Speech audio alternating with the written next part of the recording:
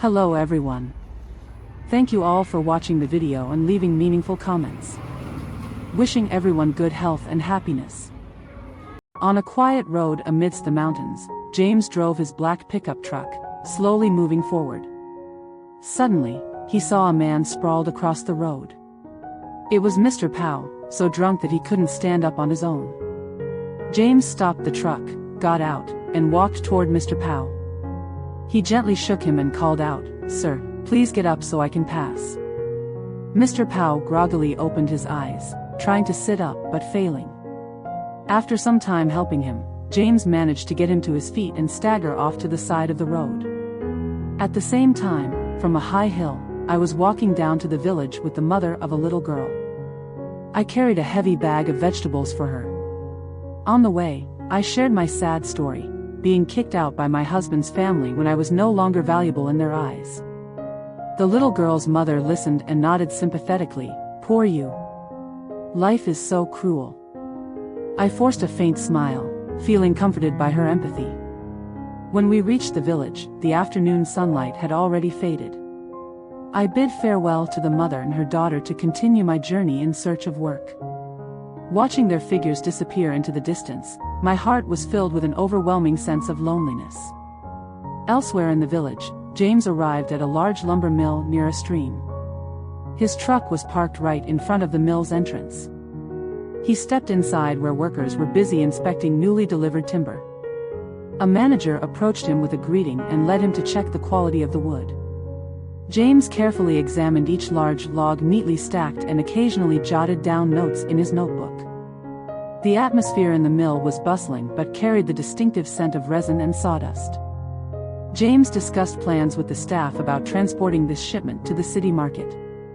Afterward, he stepped outside and took a deep breath of fresh mountain air before getting back into his truck to continue his journey.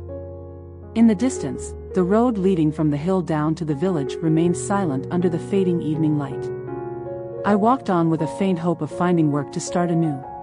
After parting ways with the mother and her daughter in the village, I began my journey to find work.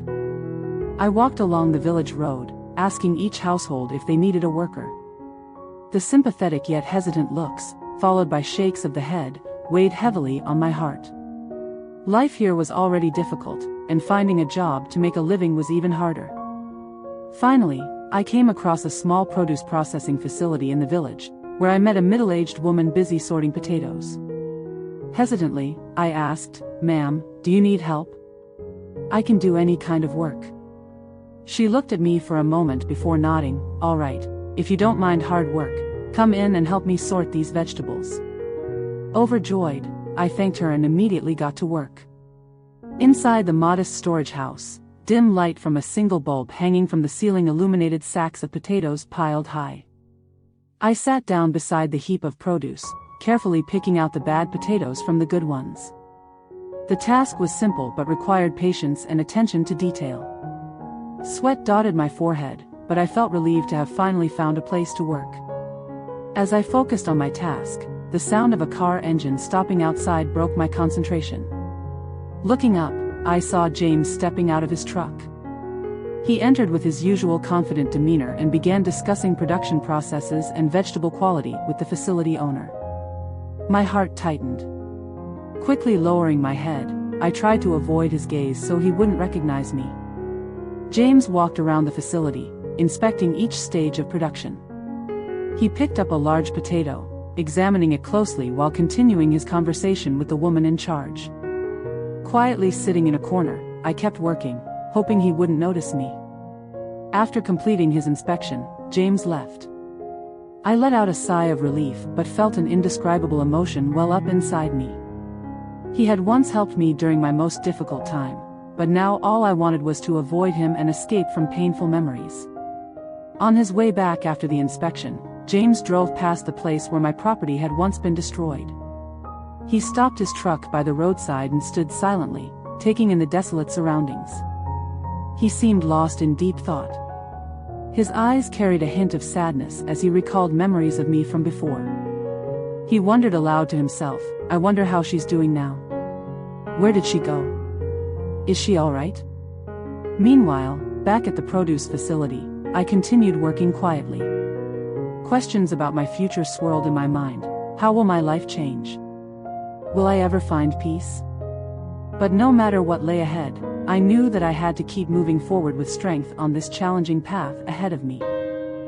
After waking up from his drunken stupor, Mr. Pow returned home feeling exhausted. His mother, an elderly yet resilient woman, was sitting by the fire. Seeing him, she reminded him sternly, "Pow, go herd the ducks and sell them to raise money to reclaim the house. We cannot let this situation drag on forever." Reluctantly, Mr. Pow nodded and stood up to prepare for the task. Just then, the sound of a motorcycle echoed outside the house. A group of police officers entered with serious expressions. They sat at the table and began speaking with the family. One officer started, "We've conducted an investigation and apprehended the culprit who stole your house documents." The family was stunned, and Mr. Pow's mother's eyes widened in hope. The officer continued, "The culprit is Linda. She exploited your trust to seize the documents. As for Ms. Ly Tu Diep, she was merely a victim falsely accused." With that, they handed over a large envelope containing the house documents back to the family. Mr. Pow's mother held the papers with trembling hands, tears streaming down her face from sheer emotion. Meanwhile, at my ex-husband's house, the atmosphere was tense and filled with regret. Upon hearing from the police that I was innocent, the entire family was shocked. My former mother-in-law sat despondently by her bed, muttering, "So it turns out, we wrongly blamed her all along. She endured so much injustice without a single complaint." My ex-father-in-law remained silent, smoking a cigarette as his gaze drifted into distant memories. After some reflection, my ex-mother-in-law stood up resolutely and declared, "We must find her. We can't let her wander out there suffering anymore." She and Mr. Pow hurriedly left the house and began asking around the village for news of me.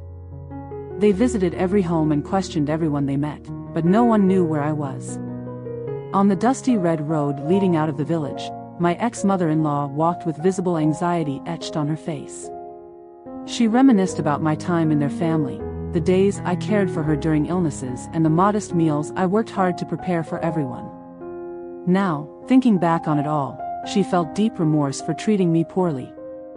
Mr. Pow also couldn't hide his guilt. He recalled my silent tears when I was falsely accused and cast out of their home. A profound sense of regret weighed heavily on his heart. Despite searching throughout the village, they couldn't find any trace of me. As the sun set behind distant mountains and darkness enveloped the small village, they returned home disappointed but still clinging to hope that tomorrow might bring news of me somewhere in this vast land. After a long and tiring day working at the produce facility, I left the village as dusk began to settle. On my way back, I stopped by a small roadside convenience store. The warm yellow light spilling out from the shop made the chilly late afternoon feel a bit cozier. I bought a loaf of bread and a bottle of soda, simple things, but enough to satisfy my hunger after a long day. Leaving the store, I followed the dirt road leading to the stream where I had rested the night before. The surroundings gradually sank into darkness, accompanied only by the chirping of insects from the bushes along the path.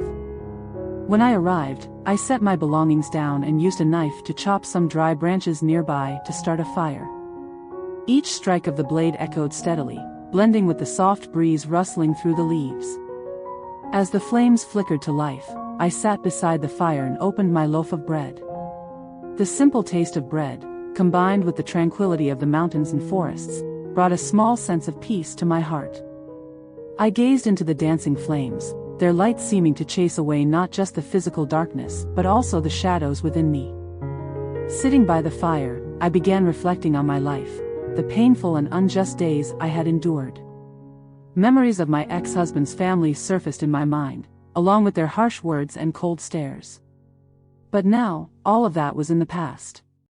I reminded myself that I needed to be stronger to overcome whatever challenges lay ahead.